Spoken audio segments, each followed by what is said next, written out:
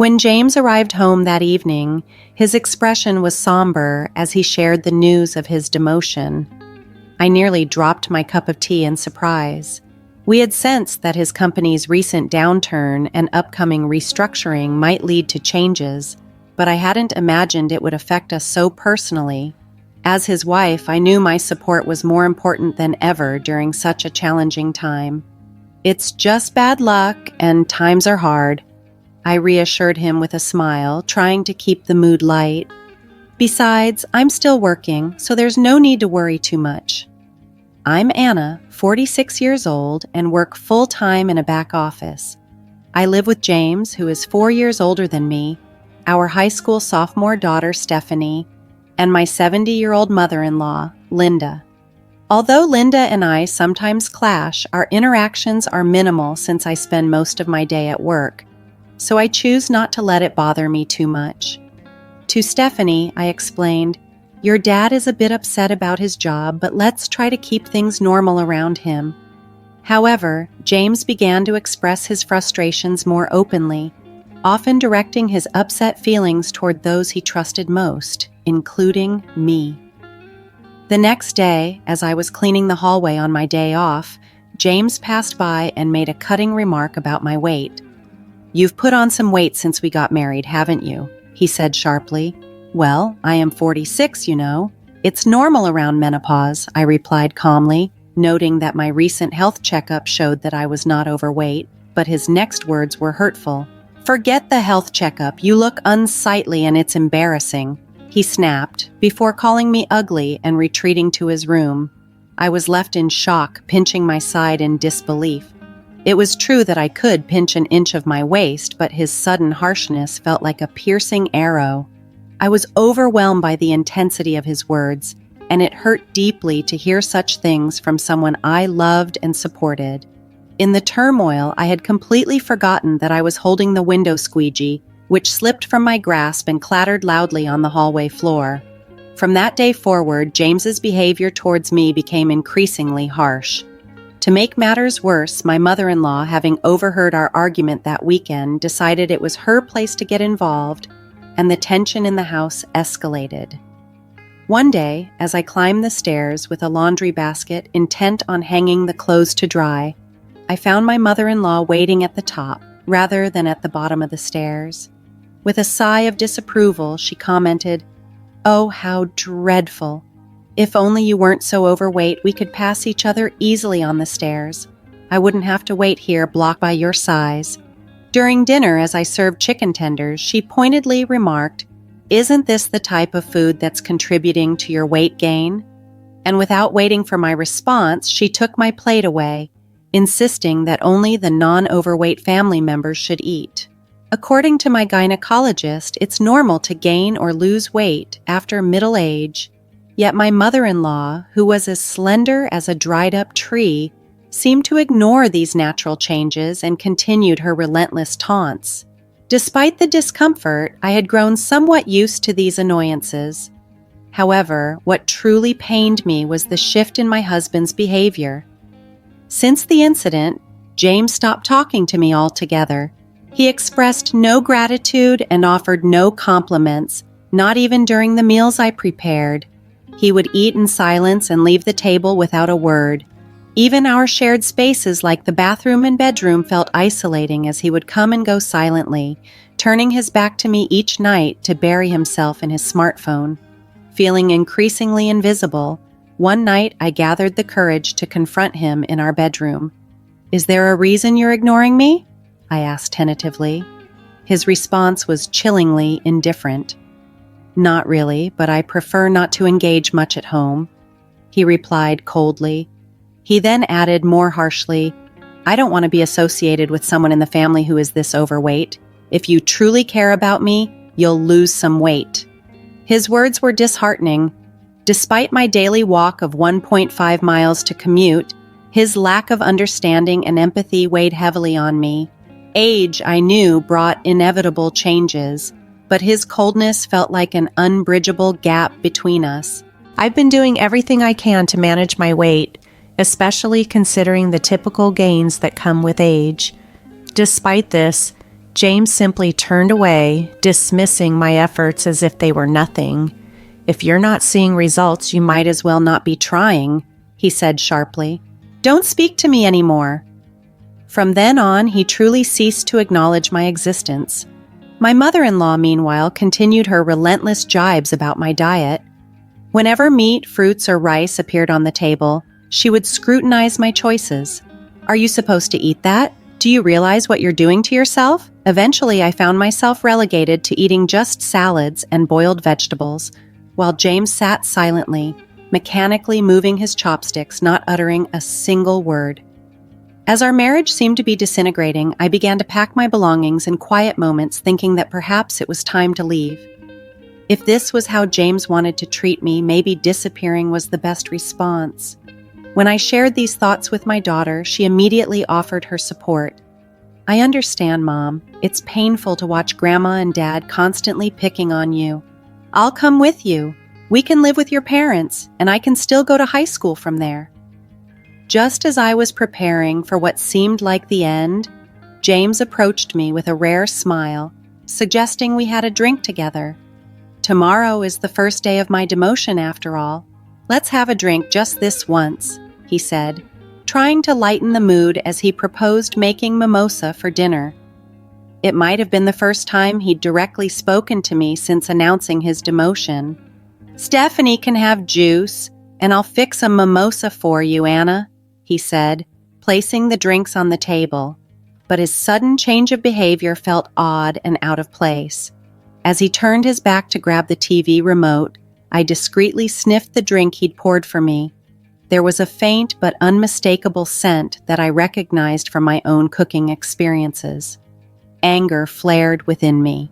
How could he think to serve me this? I had reached my breaking point. Between my mother-in-law's constant harassment and James's prolonged neglect, I could no longer tolerate the situation. It was time for a change, a significant one, not just for my well-being, but also for my daughter's future. The moment I saw the mimosa, my patience reached its limit. "James, could you please fetch the Beaufort cheese from the fridge?" I asked gently. "It's from the local dairy farm and it's delicious. It'll be nice for our family time. Would you mind getting it?" My tone was hopeful, suggesting a semblance of normalcy and cooperation in our strained household dynamics. As James headed to the fridge, I seized the opportunity to discreetly swap my drink with the one placed on the seat next to mine, previously intended for Linda. When he returned with the cheese, I brightly announced, "Now that we have our snacks, I'll go call Stephanie and Linda. Dinner's ready." My voice carried through the house, beckoning them to the dining room. They joined us shortly, and we all settled around the table. Unlike the usual fare, tonight's dinner featured chicken noodle soup, Beaufort cheese, and the mimosa, with Stephanie opting for juice. "Let's dig in," Stephanie said, breaking the silence that hung between the adults. I took a sip of the swapped mimosa, noting James watching me intently. With a forced smile, I commented, "Yeah, it's quite good." James mumbled a response, but I chose to ignore him, focusing instead on my salad. I took another sip of the mimosa. Suddenly, a stream of red liquid burst from Linda's mouth, reminiscent of a scene from a monster movie. "Wait, Grandma, what happened?" Stephanie exclaimed, jumping up in surprise as some of the liquid splattered onto her salad. "Did you choke? Are you okay?" Stephanie quickly fetched a towel and returned, offering it to Linda, who was wiping her mouth in shock. "What is this, Grandma? Your mouth. It looks like a spicy cobra," Stephanie said, her concern escalating. He put it in my drink," Linda shouted, attempting to reach for me, but I deftly brushed her hand away. "It wasn't me. James made the drinks," I replied calmly, redirecting the blame to where it truly belonged. This revelation seemed to stun Linda. "What?" she screamed, her lips still stained from the sauce, as she turned to glare at James, who was now visibly trembling. Leaning towards him, I rested my hand on the table, adding a bit of pressure. "You thought you could sneak it into the mimosa, didn't you?" I accused softly. I could detect the slight difference, even though it was subtle. The tension at the table was palpable, as James's deceptive attempt was unveiled, shifting the dynamics of our strained evening. I had recognized the taste instantly. It was that hot sauce from Georgia, the one with a hint of lime that I found more appealing than the more famous death sauce. That was a dash of hell, wasn't it? I confronted James firmly, referring to the sauce I discovered at a food fair, known for its fiery kick softened by subtle lime undertones. That hint of lime was what I picked up, I explained, clarifying how I detected his sneaky addition to the drink. My mother-in-law probably didn't notice due to the aroma of the mimosa, or perhaps she thought the lime was meant to be part of the drink's flavor. Regardless, this was an incredibly vicious prank. Wait, Dad did that? Stephanie looked at us, her face etched with disbelief. James, looking cornered, confessed, I intended for Anna to have it. You should switch it with yours. His words were almost desperate, revealing the malicious intent behind his act. Just because she realized it was meant for me, she wants to pass it off to me?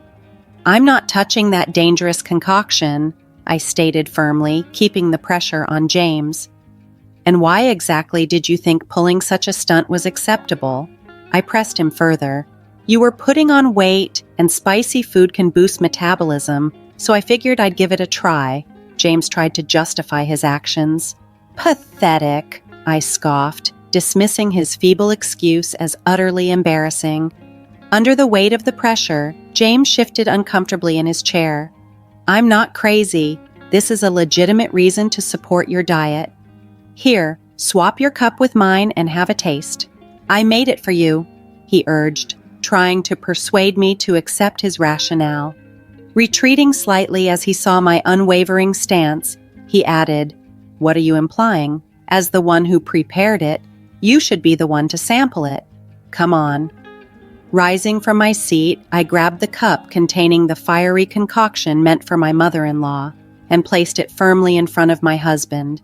After ignoring me and treating me as if I've been invisible for so long, did you honestly expect me to drink something you claimed to make with a smile out of the blue? Did that not occur to you, in your empty head? Isn't it all too childish? Come on, taste it. As the one who brewed it, take some responsibility. The tension in the room thickened as I closed the gap, demanding accountability for the first time in a long while. I slammed my hand down on the table, the sound echoing through the room. In response, James, likely trying to avoid the escalating confrontation, rose from his chair and stepped back. Amidst the ensuing tense silence, a soft yet firm voice emerged. It was our daughter, Stephanie, her words sounding strained as though it took her immense effort to voice them. Taking out your frustration on Mom, who supports you the most when work gets tough, and subjecting her to repeated cruel treatment, it's like a childish prank. I might not be supposed to say this to my parents, but it's too immature and unbearable to witness, she said. Stephanie stood up, addressing her father directly. Is it wrong to struggle with weight? Mom wakes up early, walks to work, and even packs her lunch. It's not fair to say she's not making an effort. She then turned to face her grandmother.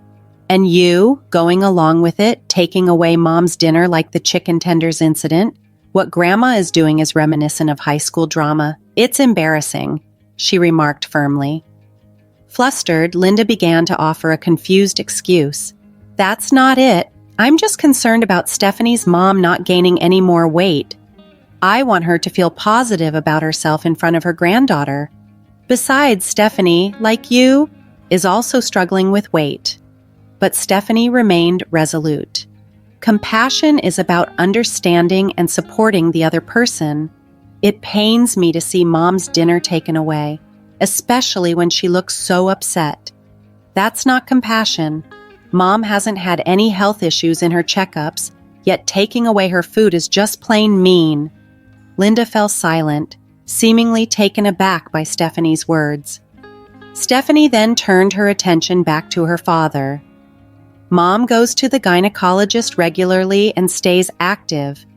Yet, Dad, you just brush her aside because she's gained a bit of weight. What's up with that? Your indifference creates such tension in the house. Can't you see it?" She continued, her voice growing more passionate. "Even Raymond and Aunt Kayla from the cookie ads are on the plump side. Ever heard of happy weight? If Mom becomes a lovely grandmother like Aunt Kayla as she gets older, I'd be overjoyed. When I have kids and she's a grandma, wouldn't it be wonderful to say, 'Mom, you've reached some happy weight?'" Stephanie's words, filled with frustration yet brimming with love, highlighted the absurdity of the situation and the need for empathy and understanding within the family. "And share a laugh. That's my dream. Please don't ruin it for me," Stephanie stated matter-of-factly, her gaze unwavering. Despite the straightforwardness of her delivery, her words enveloped my heart with warmth. Reminiscent of sipping hot milk with cookies on a cold day, it was a sorrowful sight, a father being admonished by his daughter. Stephanie continued, turning her focus directly on her happy because that's part of my dream. "So please let it go, be happy and fulfill my dream." Her plea filled my heart with such warmth and joy that the previous concerns, being ignored by my husband, the fat shaming from my mother-in-law, or the drink incident, suddenly seemed trivial. Warm tears streamed down my cheeks. "Yes, you're right," I agreed, my vision blurred with tears. "Come on, Mom," she added, patting my back gently, urging me forward. "Oh, okay," I mumbled as I retrieved a document I had been concealing for some time. "What?" my husband exclaimed, startled. After enduring a month of being ignored, I had reached a decision. "I have my bags packed. Let's go our separate ways," I declared, presenting the divorce papers with only my name written on them. "I just wanted you to lose some weight. If you had slimmed down as I asked, I would have been satisfied," my husband confessed, a note of panic creeping into his voice. It was only when Stephanie pointed it out that I realized he was venting. "But since you didn't shed any pounds, I thought I'd torment you further. I didn't mean for it to.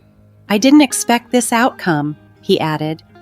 "Those who fail to notice until things escalate are the ones acting incredibly immature," Stephanie retorted sharply, her words slicing through the tension. Living without her beloved granddaughter was no laughing matter.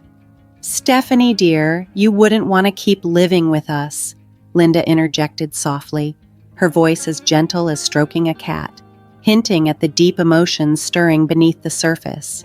Stephanie responded decisively to Linda's plea, her voice firm. "I decline. I no longer wish to share the same space with people who act like they're in middle school." James, sensing the seriousness of the situation, hesitated before saying, "Okay, hold on. I understand. I'll taste it as you suggest. I'll take responsibility as the one who prepared it." With that, he picked up the glass before him and downed its contents in one gulp. The sauce was as fiery as promised, causing him to eject a stream of red liquid from his mouth, leaving him with a set of lobster-like lips. "There, see? I took responsibility, didn't I?"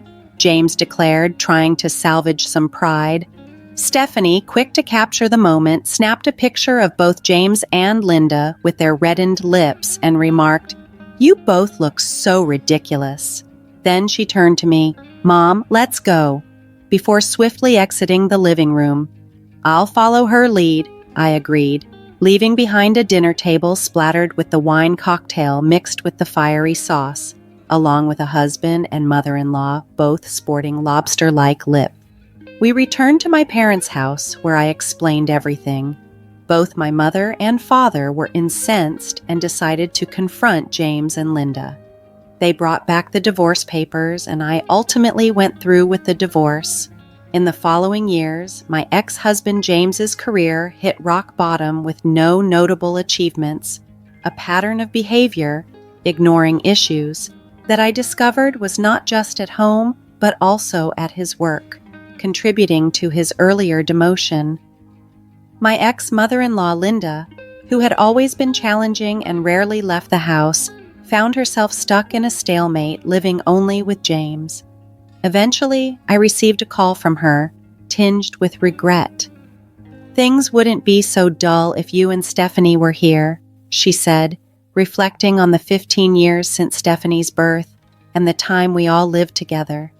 Please come back. I'll stop ignoring you. However, I had no intention of returning. Enjoy indulging while you can. Once you have grandchildren, you'll have more physical work to do, my mother joked with a smile, highlighting how life had moved on. Today, like every day, I'm walking to work, enjoying the brisk morning air.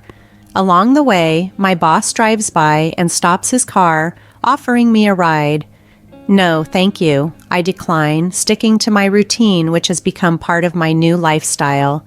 Just get in, Anna, he insists, but today is different. I found a new boyfriend, someone who respects and supports me, unlike my past. I proudly share that both of us have gone through divorces, which surprisingly has deepened our connection and mutual understanding. Dieting is wonderful, but he also has a knack for punctuality. As he drives, he mentions, being late could be a problem. I've never been late before, I respond, puffing up my cheeks defensively. He looks over at me and with a playful gesture gently pokes my inflated cheek.